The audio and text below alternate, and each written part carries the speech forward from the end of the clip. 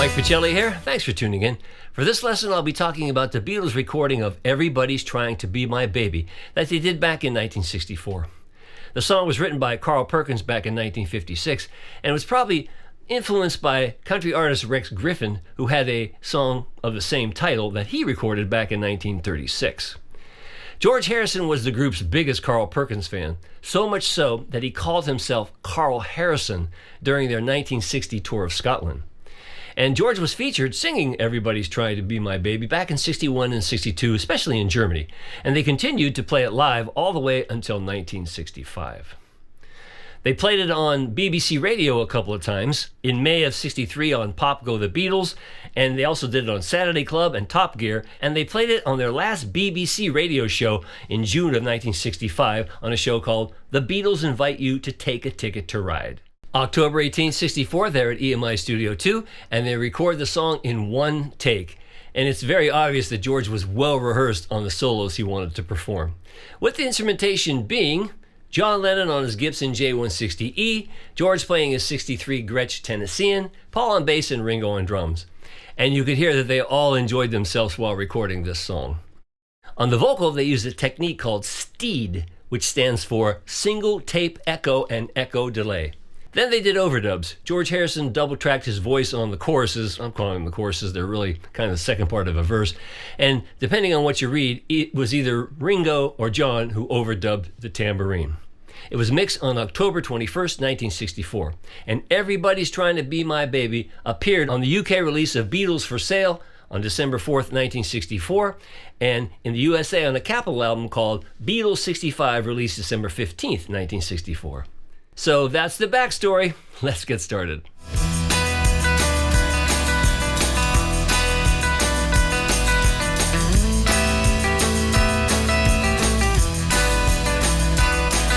George is playing his Gretsch Tennessean on Everybody's Trying to Be My Baby. This is a Gretsch country classic, and I'm going through a 1965 Vox Berkeley Super Reverb Twin, the tube version of that amp. So to play the song, you'll need some chords. You'll need an E, an E6. During that iconic riff, he touches on an E7. You'll need to rock out on an A, and you'll rock out on an E. You'll need a B7, and during the first solo, you'll play a B up here, to a B flat, to an A, to a G, back to an E. I think those are all the chords. So in the intro, the very first thing George plays is a strict E. So it's 1, 2, 3. And then he implies that E6 by going. And what's happening there is on your B string of that E chord, you want to hammer onto the C sharp. So, like that. Okay? And then walks up into the A by going. See that? Then rock on the A. Rock on the E. And then a little walk up into the B7.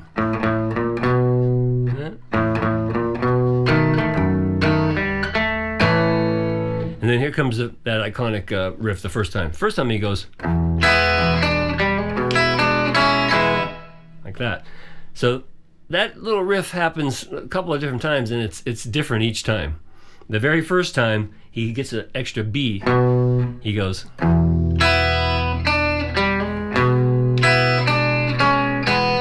See that? But the second time that happens, he doesn't play that B, and he doesn't go to the E6, he goes like that. And my chart and tabs will make it even clearer than I could say it or play it.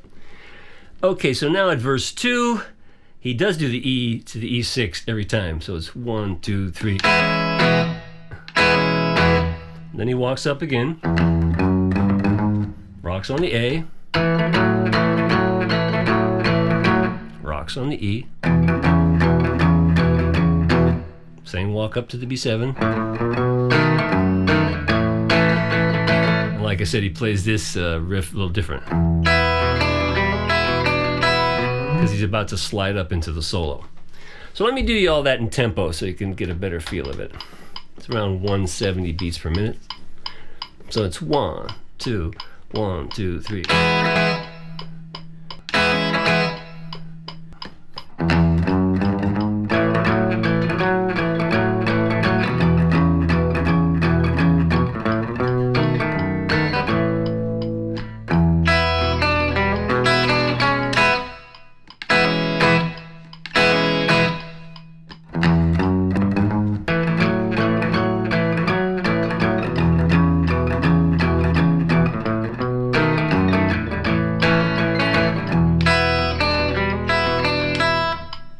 And then comes the first solo.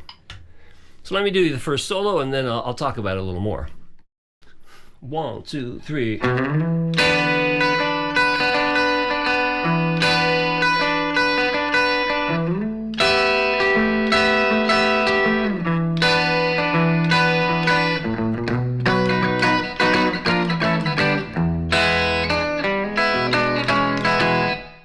So let's talk about that. What he's basically doing is, it's almost like an E9, if you would play an E9 here. But it's not an E9, it's an E7, because he's not playing that F sharp. He's letting that string ring open. So it's like this. So technically it's an E7. So he slides up from a B to an E, and then he plays the top part of that E7. And then just does some arpeggios through it. And then repeats that.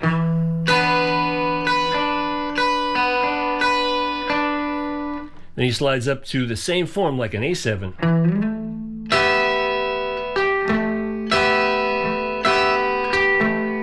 Slides back down to the E7.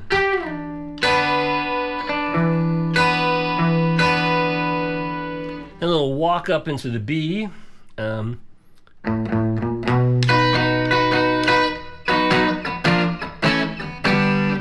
And on those chords down, you get a little kind of almost a ghost. And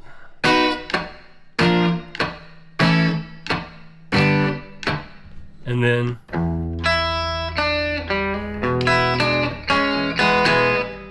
so if I did it very slowly, the solo would be, let's see.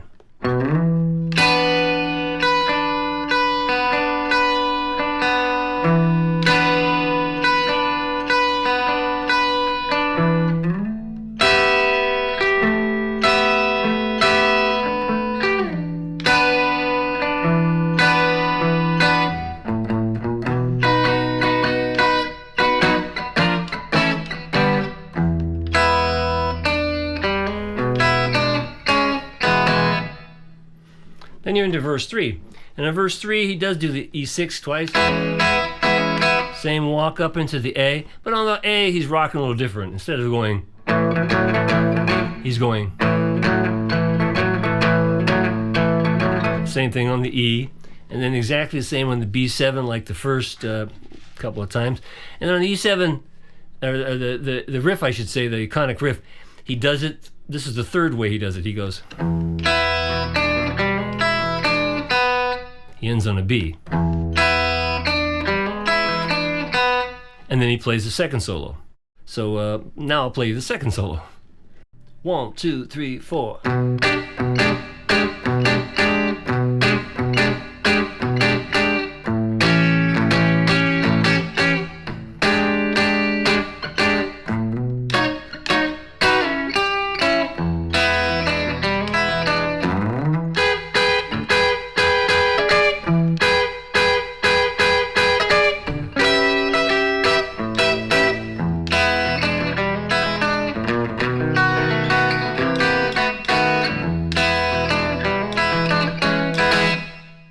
All right, so what's happening here?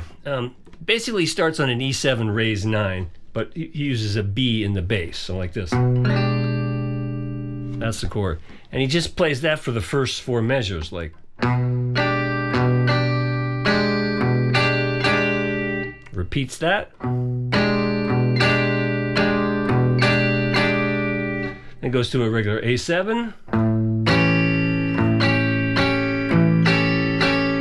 Back to E7 raised 9, just, then Then he's sliding into a B. Gets like a B add 9. Slides that down, just a triad B to A. Makes it 7th, and then plays, which is the, 4th way he plays that riff. Now, all the way from an E to an E, and this is an E with a raised 9. Doesn't have a 7th in it, but it would be, so it's this note.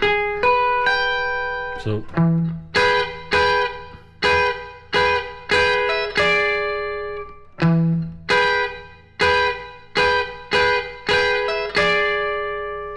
then a straight A9, just the top 4 strings.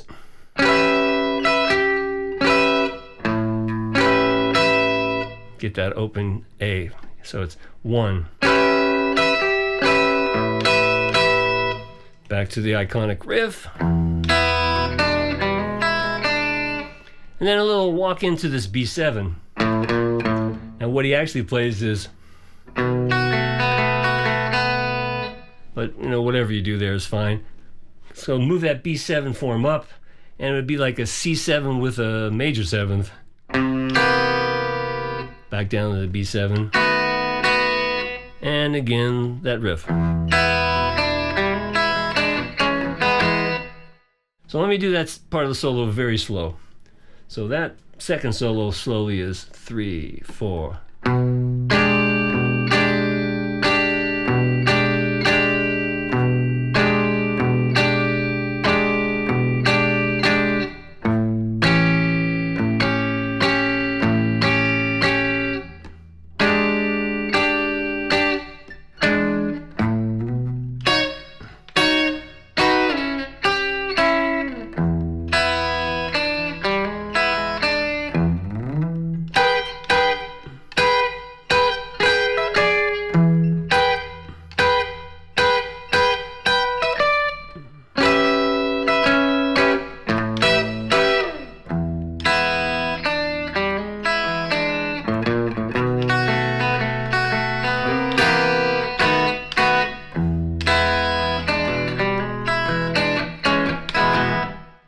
Charts and tabs at MikePachelli.com will show you exactly how to play it. And verse 4 is pretty much the same. He just stays on E though. He does not do the E6. Same walk up into the A. And then same thing on the B7, same thing on the E, and playing that riff this time. Now, verse 5, he does play the E6. Now here, when he walks up, he gets fifths. He goes, then to the A, E, same on the B7. And the last bit he plays is a little walk down. He goes, so that's like playing a B and a D, move it down.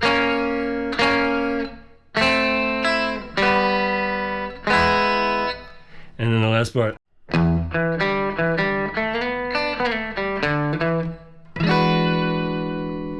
So the very ending, the last 8 measures are like a...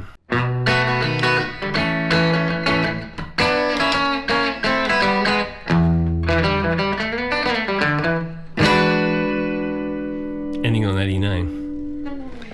Charts and tabs at MikePachelli.com will make it clearer than I can play or say it, but those are all the parts you need to play just like George on Everybody's Trying to Be My Baby.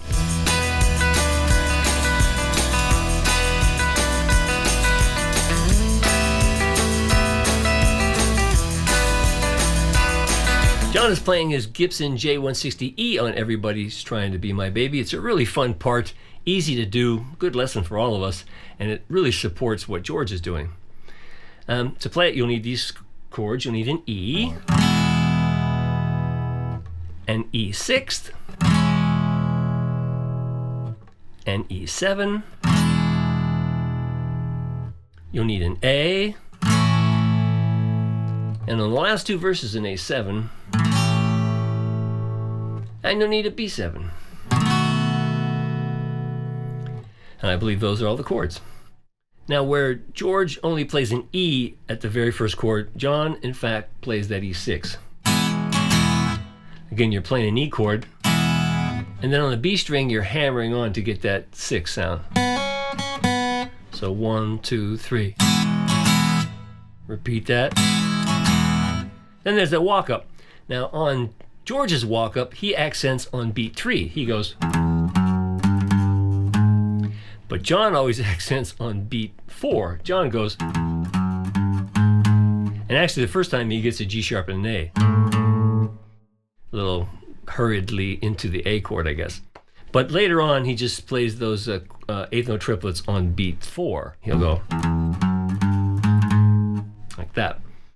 So let me just play you the intro and a couple of verses into the solo so you see what John was doing. Da da do do do do do do do do do do.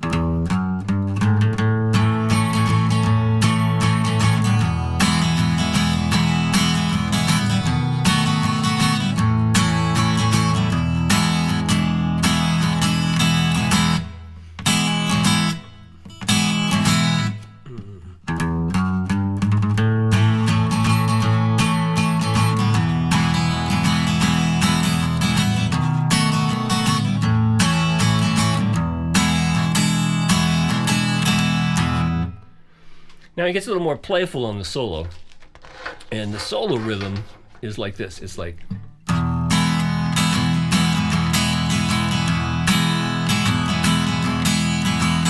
he gets straight on the A. So I just play the solo. Here's the first solo rhythm John would play. He goes 2, 3, 4.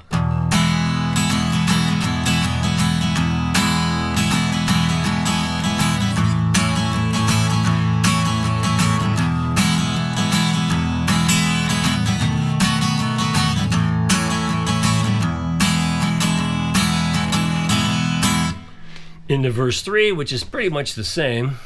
Nothing really different there. But then on solo 2, again, he's going to change the rhythm a little bit. Let me look at my chart a little better. On solo 2, it's kind of like this slowly. It's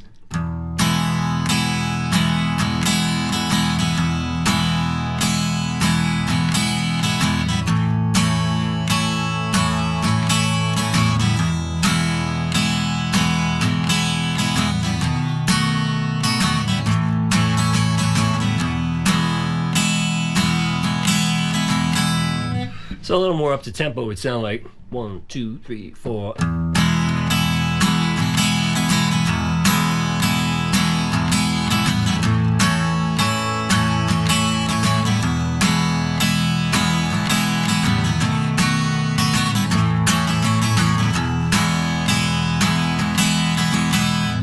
Charts and tabs at MikePachelli.com will make it perfectly clear. And the second part of the solo, it's pretty much the same, but it's a little freelier strummed. Freelier? Is that a word? Verse 4 and 5 is where that A7 is going to come in. So on verse 4 and 5, it's like this. 2, 3, 4.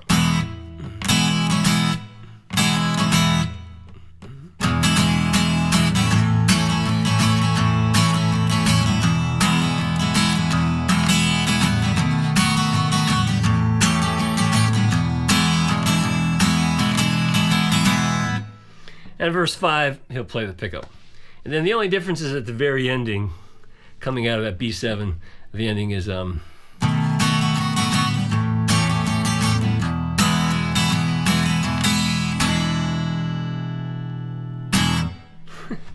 charts and tabs at MikePachelli.com will make it clearer than I could play it or say it, but I think you get the gist of what John was doing on Everybody Is Trying to Be My Baby.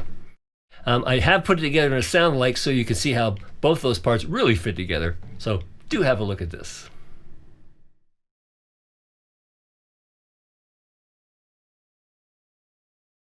Well, they took some honey from a tree, dressed it up and they called it bee. Everybody's trying to be my baby. Everybody's trying to be my baby. Everybody's trying to be my baby now. Woke up last night, 4:30, 50 women knocking on my door. Everybody's trying to be my baby. Everybody's trying to be my baby. Everybody's trying to be my baby now.